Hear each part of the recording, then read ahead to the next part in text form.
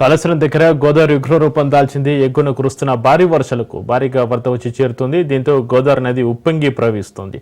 పుష్కర ఘాట్ మునిగిపోయింది. నూతనంగా నిర్మిస్తున్న అపరకర్మ మండపంలోకి వరద చేరింది. అధికారులు మొదటి ప్రమాద హెచ్చరిక జారీ చేశారు. మేడిగడ్డ బ్యారేజీ 85 గేట్లు ఎత్తి కిందికి నీటిని విడుదల చేశారు. ఇన్ఫ్లో అవుట్ఫ్లో 10,07,530 క్యూసెక్లుగా ఉంది.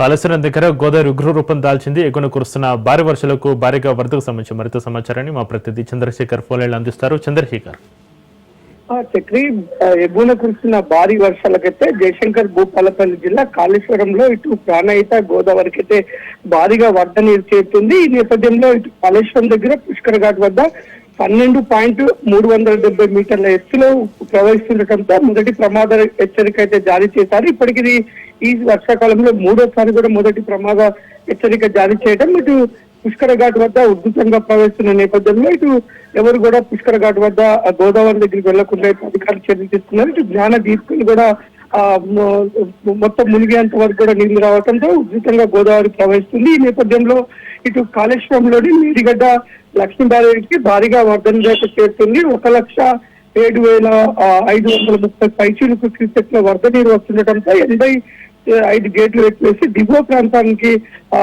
విడుదల చేసిన పరిస్థితి. ఈ నేపథ్యంలో ఇటు చూసుకుంటే తెలుగు జిల్లాలోని సమ్మక్క సాగర్ వద్ద కూడా భారీగా వరద నీరు చేరుతుండటంతో గోదావరి పుష్కర ఘాట్ ఎటు నగర్ వద్ద ఇటు 15.100 గా ఉండటంతో అక్కడ రెండో ప్రమాద చర్యలు ప్రవహిస్తుంది. Chakri, right, thank you Chandrasekhar.